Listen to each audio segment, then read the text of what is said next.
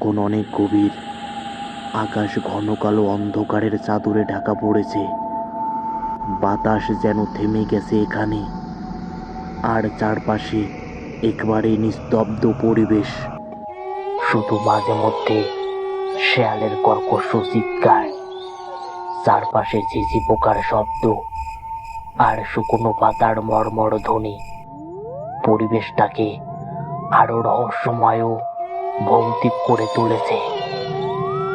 রফিক মিয়া একজন truck driver. সে 2 দশকেরও বেশি সময় ধরে এই রাস্তায় যাতায়াত করেন। বহু রাত সে এভাবে একা একা রাস্তা পেরিয়েছিল, কিন্তু আজকে রাতটা যেন অন্যরকম মনে হচ্ছিল।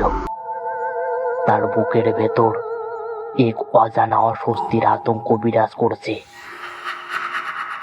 সে ট্রাক চালিয়ে যাচ্ছিল অন্ধকারের এক পাহাড়ি নির্জন হাইওয়েতে।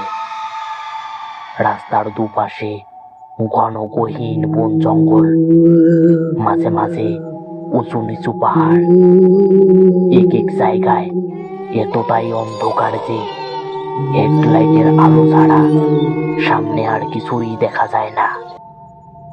হঠাৎই রফিক অনুভব করল ট্রাকের কেবিনের ভেতর থেকে কেউ যেন তার দিকে একে দৃষ্টিতে তাকিয়ে রয়েছে। রফিক ড্রাইভিং সিটে বসে আয়নার দিকে তাকিয়ে দেখল পেছনে তো খালি, কেউ নেই সেখানে। সে মাথা ঝাঁকিয়ে ভাবল হয়তো সারাদিনের ক্লান্তির কারণে চোখে ভুলভাল দেখছি।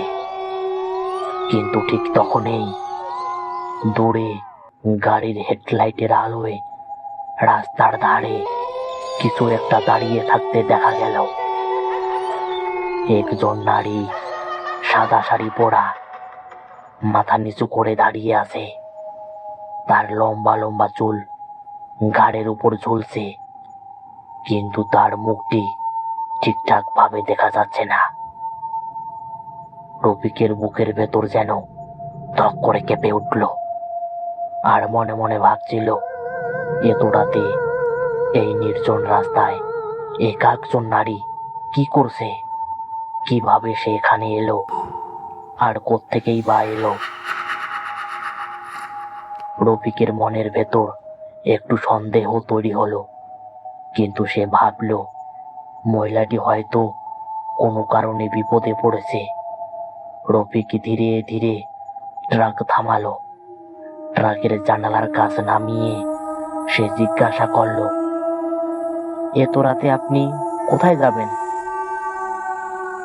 কিন্তু মহিলাটি কোনো উত্তর দিল না। মহিলাটি ধীরে ধীরে গাড়ির দিকে এগিয়ে এলো, কিন্তু তার পায়ের নড়াচড়া অস্বাভাবিক ছিল। মনে হলো সে হাঁটছে না, যেন সে বাতাসে ভেসে ভেসে আসছে। রফিকের মেরুদণ্ড বেয়ে একে ঠান্ডা স্রোত নেমে গেল। সে ভয়ে কাঁপতে লাগলো।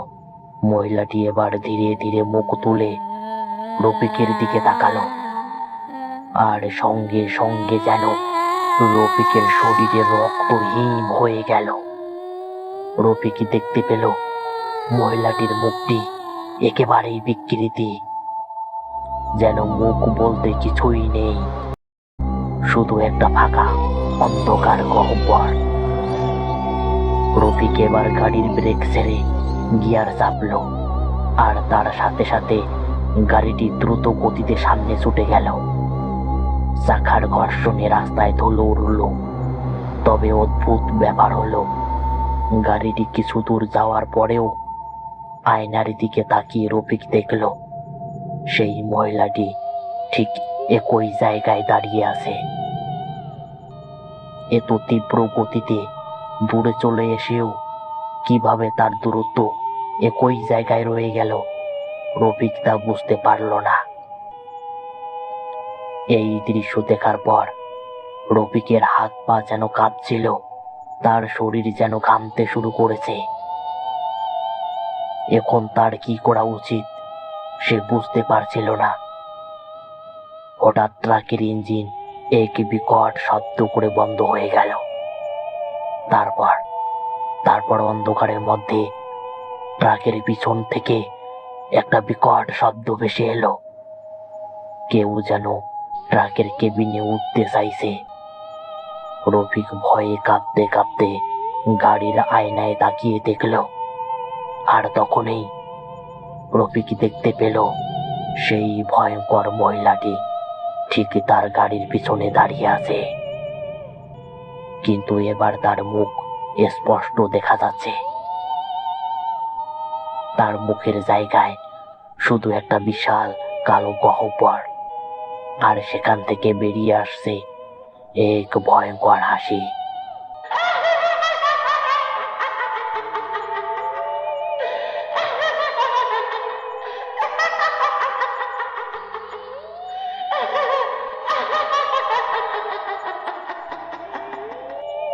রফিক প্রচন্ড আতঙ্কে চিৎকার করে উঠল এবং সঙ্গে সঙ্গে জ্ঞান হারিয়ে ফেলল। আর সবকিছু এক মুহূর্তেই অন্ধকারে নিস্তব্ধ হয়ে গেল।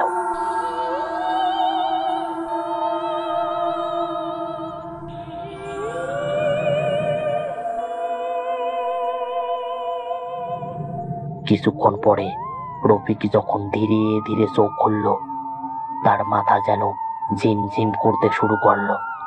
তার পুরো শরীর যেন অবশ হয়ে গেছে।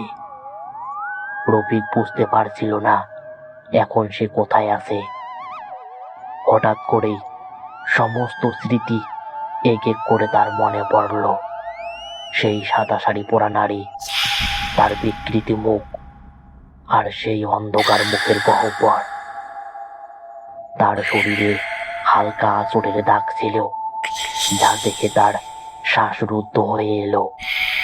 সে ভাবল, আমি কি স্বপ্ন দেখছি নাকি সত্যি?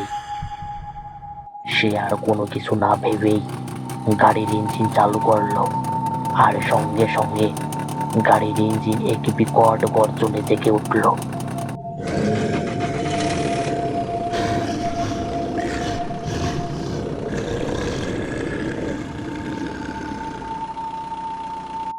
গাড়ির হেডলাইট গুলো ধীরে ধীরে জ্বলে উঠল, আর রাস্তার সামনের কালো অন্ধকার যেন একেবারেই ফাঁকা হয়ে গেল।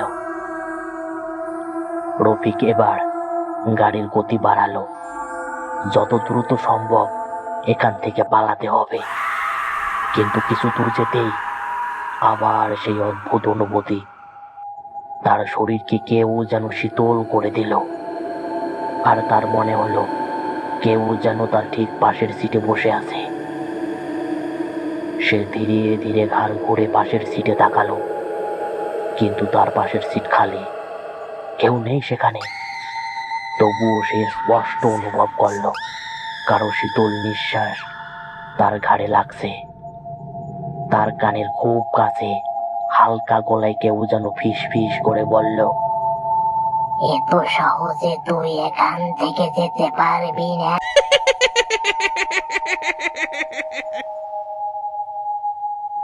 আর তখনই সে দেখতে পেল সেই সাদা শাড়ি পরা ভয়ঙ্কর নারীকে। রফিকের বুক যেন ভয়ে ধুকপুক করতে লাগলো, যেন সে ঠিক মতো শ্বাস নিতে পারছিল না। রফিক মুহূর্তেই সিটি থেকে লাফিয়ে উঠতে চাইল, কিন্তু তার শরীর যেন একেবারেই জমে গেছে। সে আর নড়তে পারছিল না, যেন কেউ তাকে শক্ত করে ধরে রেখেছে। সে এবার ধীরে ধীরে মাথা ঘুরিয়ে সেই মহিলার দিকে তাকালো, আর যা দেখতে পেল গা শিউরে ওঠার মতো একটা দৃশ্য। সেই মহিলার চোখ দুটো ভয়ঙ্কর কালো গহ্বর, গালের মাংস পচে ঝুলে পড়েছে, ঠোঁটের দুপাশ থেকে কালো লাল তরল রক্ত চুইয়ে চুইয়ে পড়ছে। মুখে বিকৃতি একটা হাসি, যা যেন কোনো মানুষের নয়, যেন সেটি এক অভিশপ্ত আত্মার মতো। এবার মহিলাটি ঠোঁট নেড়ে বলল, তুই এবার আমার সাথে যাবি। তোকে আমি এখান থেকে নিয়েই যাব।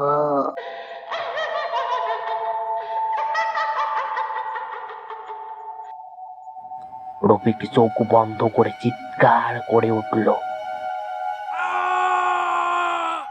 তার চিৎকারে হঠাৎ সবকিছু আবার একসাথে নিস্তব্ধ হয়ে গেল। আর তখনই সে খেয়াল করলো এখন সে যে জায়গাটিতে আছে সেই জায়গাটি হলো একটি পুরনো কবরস্থানের সামনে। এটা কিভাবে সম্ভব? সে তো সোজা রাস্তায় ছিল, কবরস্থান তো অনেক দূরে। তাহলে কি সে আসলেই? সে আর কিছু ভাবতে পারছিল না। তার শ্বাস যেন বন্ধ হয়ে আসছিল। তবুও সে ট্রাক চালিয়ে দ্রুত সেই স্থান থেকে পালানোর চেষ্টা করলো। আর তার শরীরে শীতল ঘাম জমতে শুরু করেছে। তার হাত পা যেন ভয়ে ঠান্ডা হয়ে গেছে। আর তার কানে সেই নারীর বিকৃতি হাসির প্রতিধ্বনি এখনো বেজে চলেছে। এই আতঙ্ক থেকে বাঁচার জন্য সে ট্রাকের গতি বাড়িয়ে দিল।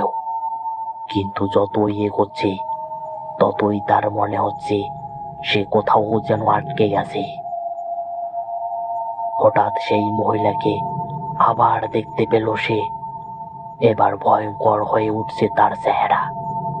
তার শরীরের মাংস যেন খসে পড়েছে, চোখের গহ্বর থেকে কালো তরল গড়িয়ে পড়ছে।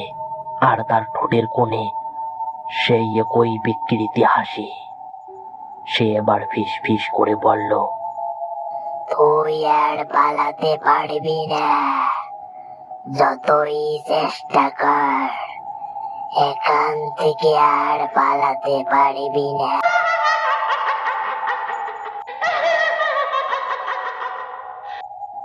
রফিক গাড়ির দরজা খোলার চেষ্টা করলো, কিন্তু দরজাগুলো যেন বাইরে থেকে কেউ বন্ধ করে রেখেছে। ঠিক তখনই চারপাশের বাতাস আরো ভারী হয়ে উঠল। আর সেই নারীর ফিসফিসানি এবার আরো স্পষ্ট হয়ে উঠল। তুই কি জানিস না তুই কি করেছিস?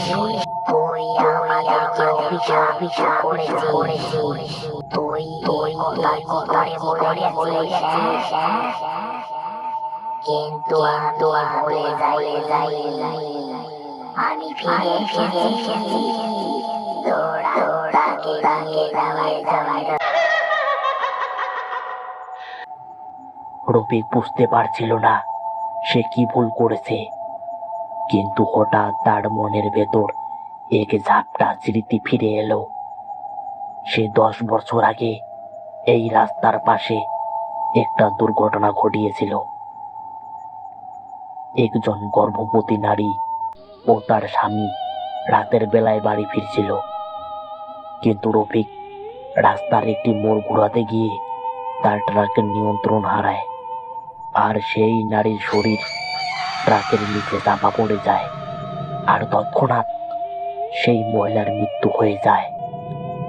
সেদিন ভয়ে রফিক পালিয়েছিল। দুর্ঘটনাটি অজ্ঞাত গাড়ির ধাক্কা বলে ধামাচাপা পড়ে গিয়েছিল। রফিক দিশেহারা হয়ে কাঁদতে কাঁদতে বলল, আমি আমি ভুল করেছি, আমি জানতাম না। দয়া করে আমাকে ছেড়ে দাও, দয়া করে আমাকে ছেড়ে দাও, আমাকে ক্ষমা করে দাও। নারীটি এক বিকট চিৎকার করে উঠল।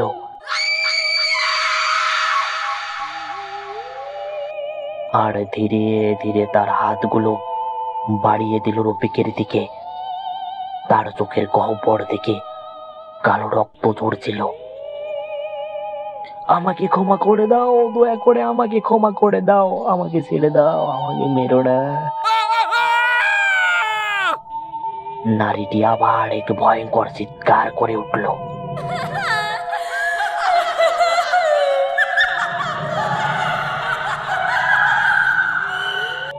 চারপাশে কেঁপে উঠল, ট্রাকটি দুলে উঠল।